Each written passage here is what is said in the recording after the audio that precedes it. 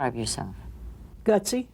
I always kind of considered myself a fluke because there were no others like me.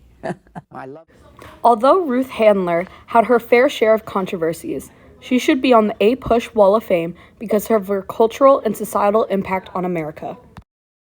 Ruth Moscow was born on November 4th, 1916, in Denver, Colorado. She was the youngest of 10 children born to Jacob and Ida Moskowitz, but she was raised by her elder sister Sarah and her husband Louis. Ruth never played with toys as a child and only worked in her family drugstore. She married her high school sweetheart Elliot Handler in 1938. She began attending college at the University of Denver before moving to California with Elliot.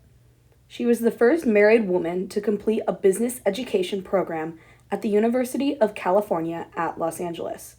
She then worked at Paramount Studios until the birth of her first child, Barbara, in 1941. She later had her son, Kenneth, in 1944. In 1945, Ruth Handler, Elliot Handler, and Harold Matson created the company Mattel, Inc., which was a combination of Harold Matson and Elliot Handler. Ruth bought out Harold's share and became the first president of Mattel. We formed a company called Mattel. It was Harold Matson and Elliot Handler. We tried to put Ruth in there, but somehow it didn't fit. Or roommate or something like that didn't go together.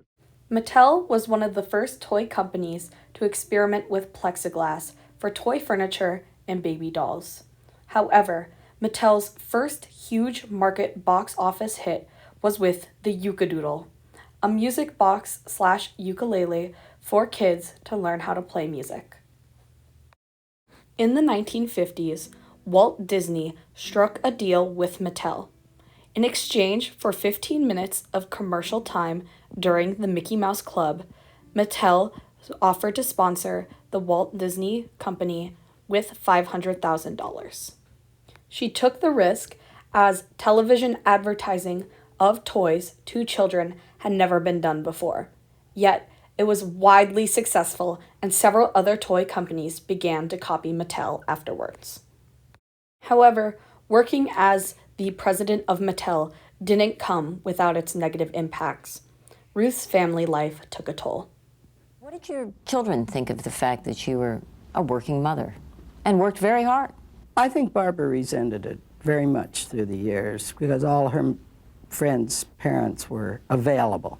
And she used to ask me why I had to be different than everybody else, and that really hurt me. Ruth Handler had noticed that her daughter Barbara and her friends often played with paper dolls to act out as if they were in college.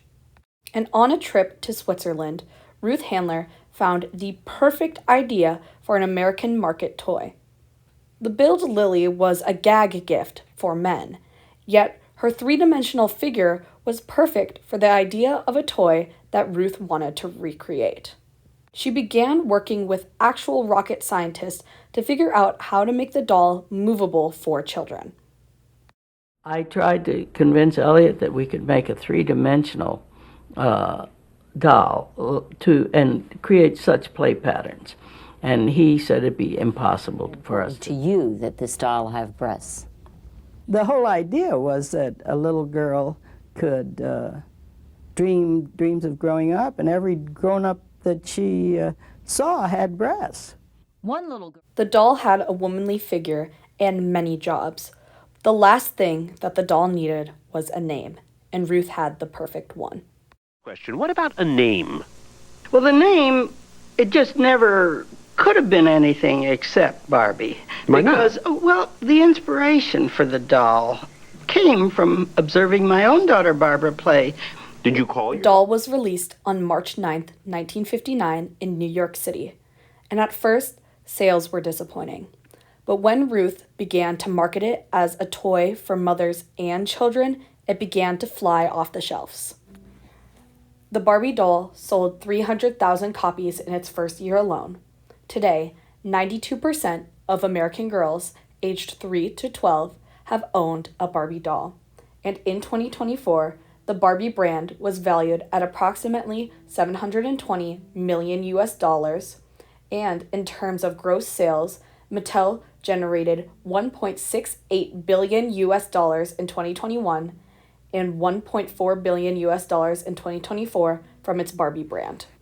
Barbie is a staple in American culture, and she is more noteworthy and known than the former Queen of England and the United States President. In the beginning, Barbie just seemed to be consumed with what she was wearing, just clothes. Connie, the whole concept of Barbie was that her clothing would permit the child to pretend they were in a certain kind of activity. Ruth was on top of the world after being Barbie's mother.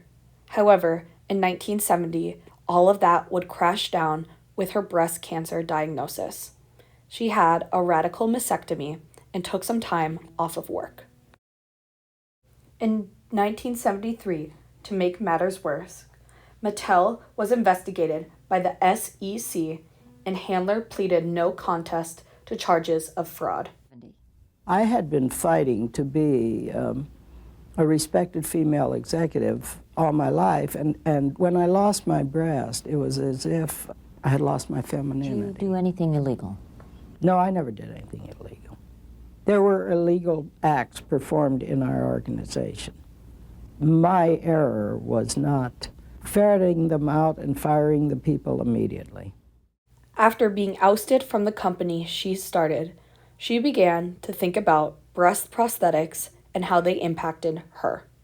Men, obviously, who didn't have to wear the damn things. And besides that, they didn't match the other side. The two sides just didn't match. Losing a breast is not the end of the world, ladies and gentlemen. Ruth began to think of how to modernize the breast prosthetic that was on the market. She then started a new company called Ruthton Corporation, with Ruth in the name. She created the breast prosthetic line called Nearly Me, and it was so famous that even the former First Lady, Betty Ford, was fitted for a breast prosthetic.